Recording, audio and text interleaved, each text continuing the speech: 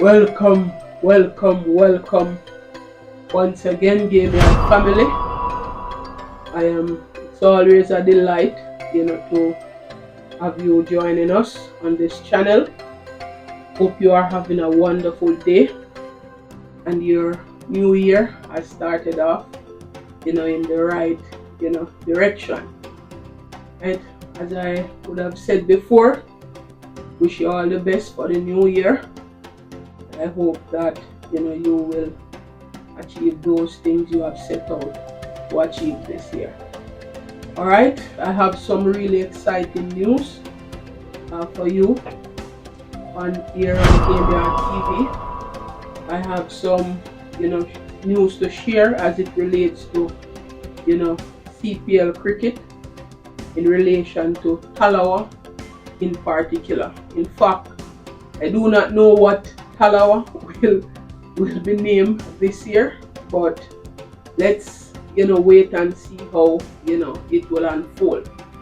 So as I would have let the rabbit out of the bag already, so I would have read an article this morning. It was published by Jamaica Observer. It was published yesterday. Right, and I'm going to give you a little overview. I'm going to read some part of the article, as well as I would want to give you an overview of what the article is all about. Right, so it's in relation to Jamaica Tallawah.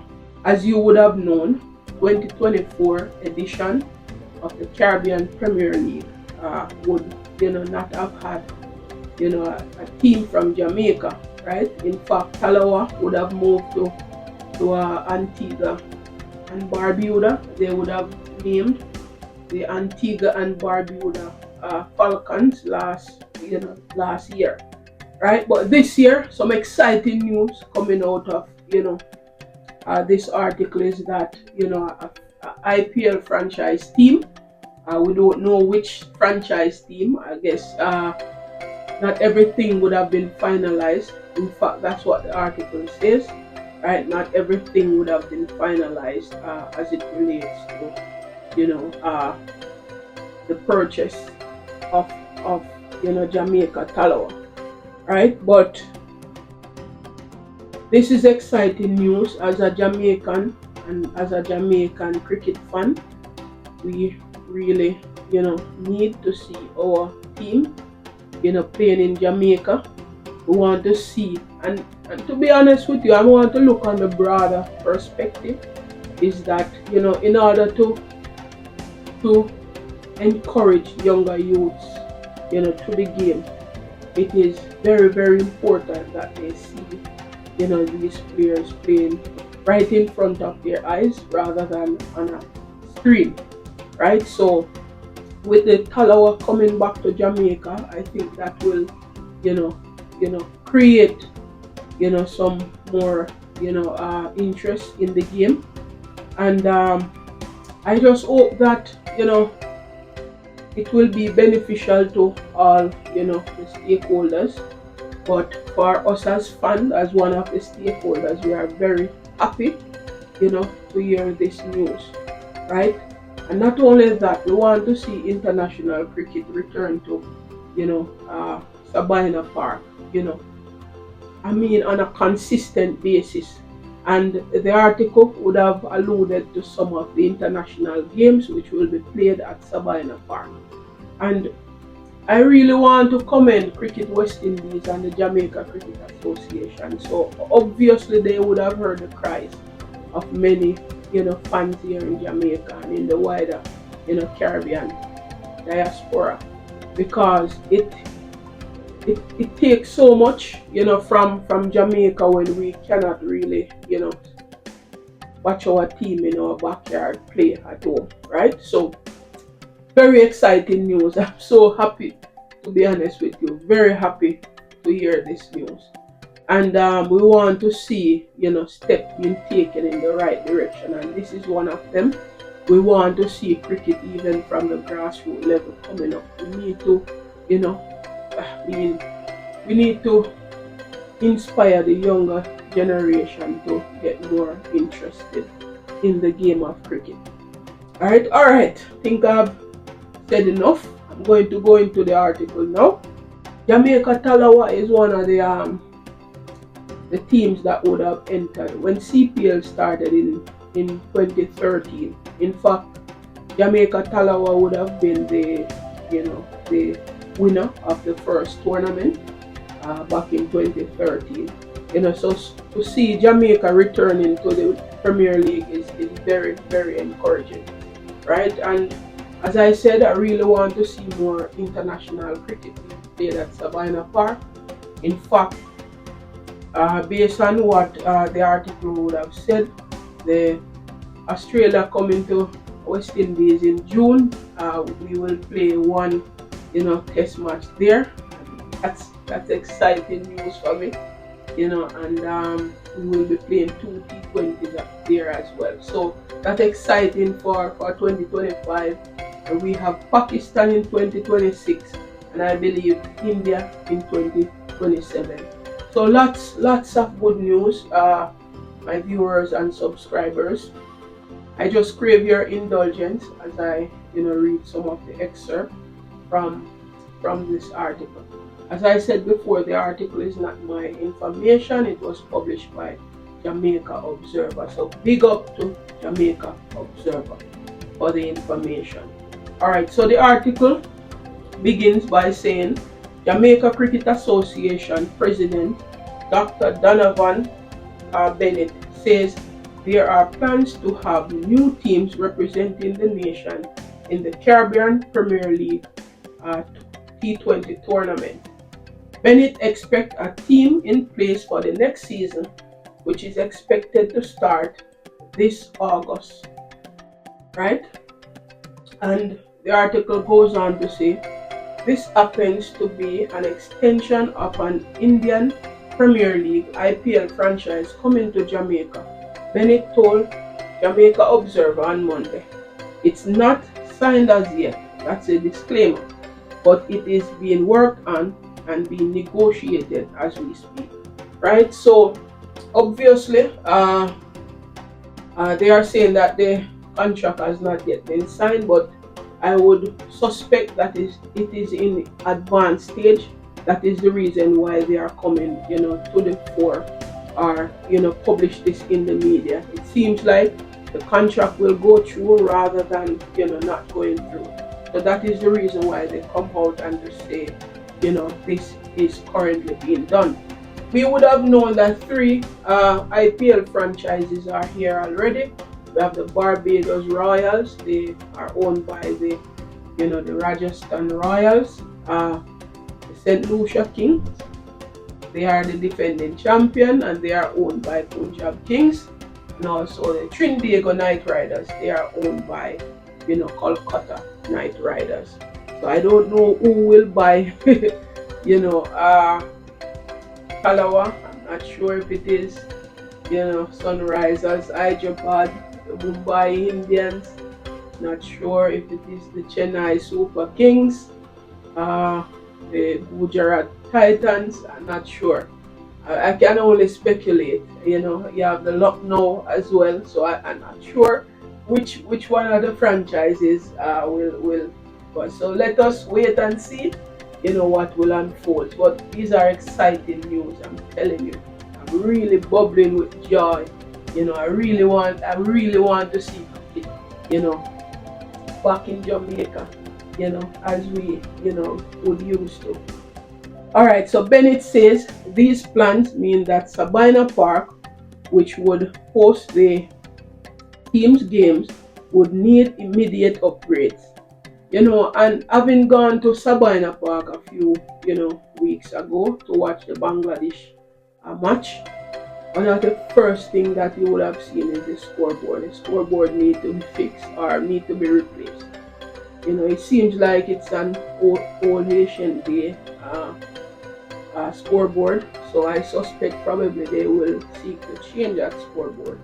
When you look on other scoreboards around the world, they are, much different from that one. So let us see what will happen. And also, given the fact that CPL would be played under lights sometimes, I suspect that they will need to, to improve the lighting there. I think the lighting would have been done a few years ago, but regulation change, so regulation change, and we are in a very dynamic world, right? Things changes, especially where technology is concerned, by the second, right? So I suspect probably that lighting system there need to be looked at, even though it was changed a few years ago, probably in 2018, 2017, thereabout, if my memory serves me right.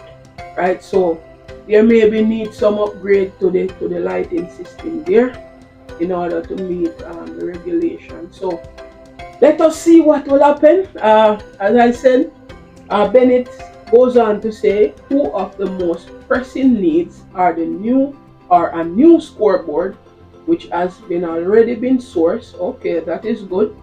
And upgrades to the lighting as several CPL matches occur at night. Right? Yes. So that make a lot of sense. So we have a lot of work to do, but everything is in a train, Bennett says. Alright? That is very good, very impressive so far. I hope that they will follow through on these, issues that they would have raised in this article. I will be holding them to that scoreboard. I will hold them accountable, for that scoreboard. We have up until August, and I don't think they can wait until August to install it. So let us see.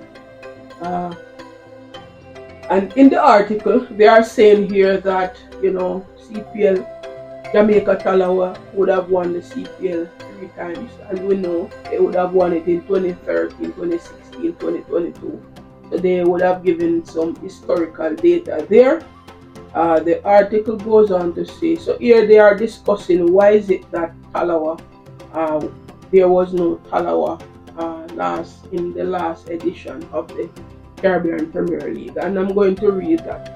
I mean, as cricket fans, we know that they would have been saying that they have issues with funding, and the fans, they were not supporting the games as they would have expected. So I think in 2018 they would have moved the Tallawah games to Florida in an attempt to engage those audience, or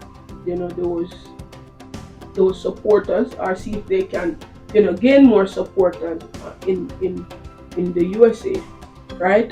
But it still didn't work, I suspect, because the franchise would have not been around last year. So it says that the owner had repeated concern about funding throughout its time in Jamaica, especially because of what they say are insufficient financial support from the government, and also because of dwindling attendance figures at Sabina Park. That led to the team hosting only 2 of its 5 home games there during the 2018 season, and the other play in Lauderdale, Florida. Its final season with matches played in Jamaica was in 2019, with the following season played in specific territories across the Caribbean, initially because of COVID-19 and the resultant restriction on movements. We know that the team would have been moved to Antigua and Barbuda last season, and they, as I said earlier, they would have named the Antigua and Barbuda Falcons, right? So